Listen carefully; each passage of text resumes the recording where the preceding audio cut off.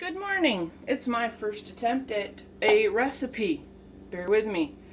I'm going to make my version of Bulletproof coffee. There's a lot of versions out there of Bulletproof coffee.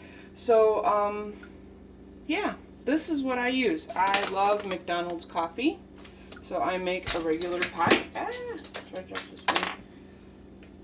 have my coffee sitting over here just so it'd be in the camera screen. My coffee pot is usually to the other side. Anyway, I went out and specifically got a glass jar blender because I don't want plastics leaching into my hot coffee.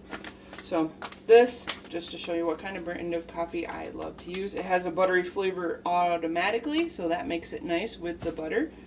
I have my Kerrygold butter, my heavy whipping cream, which is made locally. Comes in another glass jar.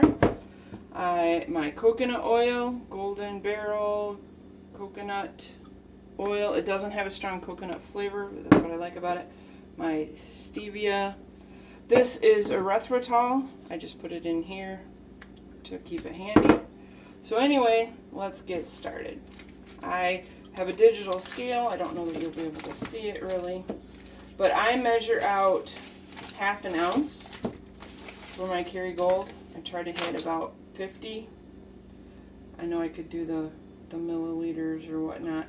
As long as it's 50 or better, I'm usually pretty happy.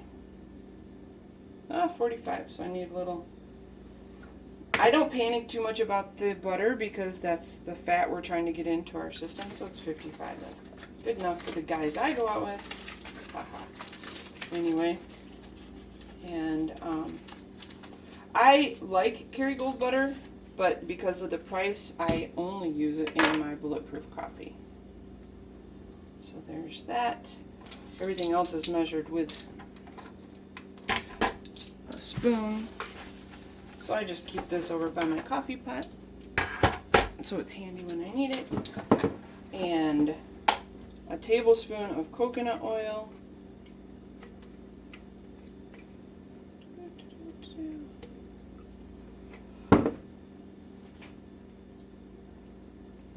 My hands are clean, I swear. I just did dishes and washed my hands. And I try to make sure I get all of it in there because it's very good for you. If you haven't used coconut oil, I know some people use MCT oil. There's kind of a debate with some people whether or not to use it. I like coconut oil. I am not going to pay the price for MCT oil when I can get my coconut oil, this quart jar, for like $5. Yeah. I'm on a budget, so yes. I use 2 tablespoons of heavy whipping cream.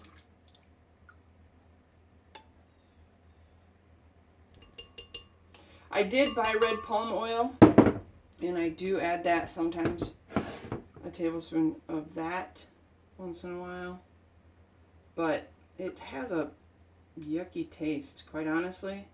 It tastes like grass, and I'm not using that word like as in place of another word. Literally, it tastes like if you've ever mowed the lawn and had it blow up in your face and you get it in your mouth. Yeah, that's what the red palm oil tastes like. So this I like my coffee to be sweet, so I use a good 2 solid scoops of this erythritol. That's tablespoons. And because I do like it sweet, I use a couple drops of the stevia also. Normally I would have done the sugar first, but you know, whenever you're trying to show somebody something, it never goes the way you want it to. So anyway, and I've only been up for, what time is it now? It's going on 9. I woke up at just before 7:30 and just kind of relax a little bit. And I use just a few. I shake this up because they tell you to shake it before using, and I drop like 5 or 6 drops. There's more than that in there, but I'll show you why. My coffee starts out really sweet.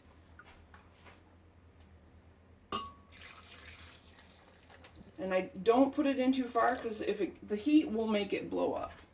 I mean, it'll it builds up pressure and squirts out of the thing.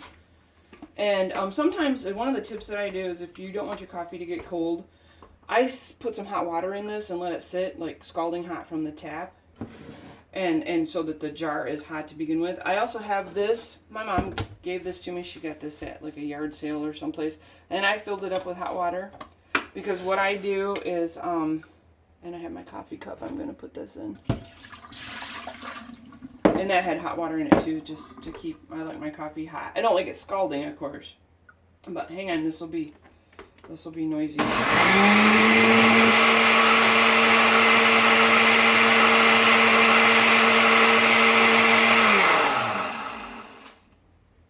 I think if you do it on the lower setting, like I'll show you, this has a lower setting.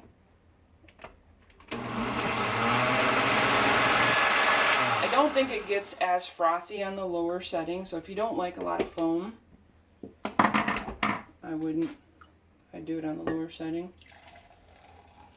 And this is a big coffee cup, and what I do, this is what I do, because I want to get all of the yummy out of this carafe, or out of the glass jar.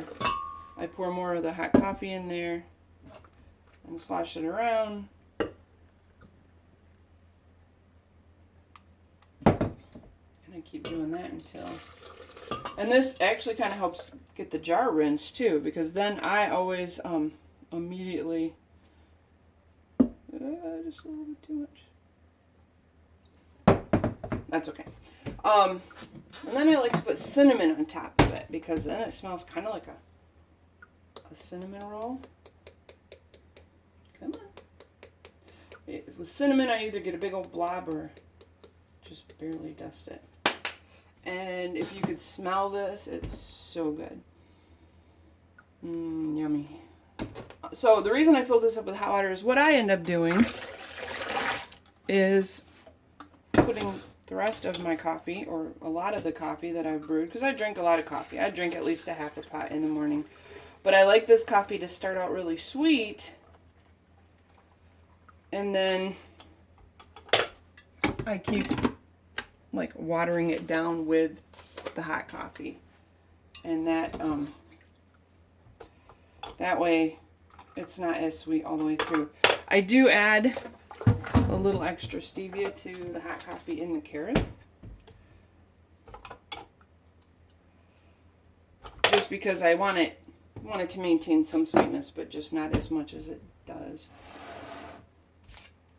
And then my normal ritual every morning is to go ahead and I rinse out the jar real quick and set it out to dry and put it away, and put away my base, keep it in the cupboard because it's such a space hog,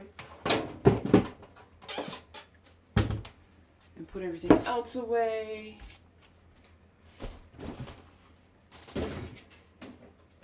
Guard my Kerrygold because it's just for my coffee.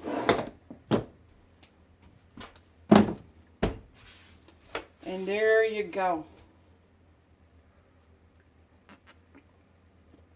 Yum.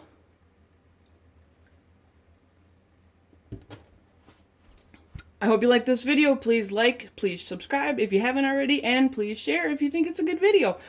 And if you have any suggestions, I am way open to them. Thanks!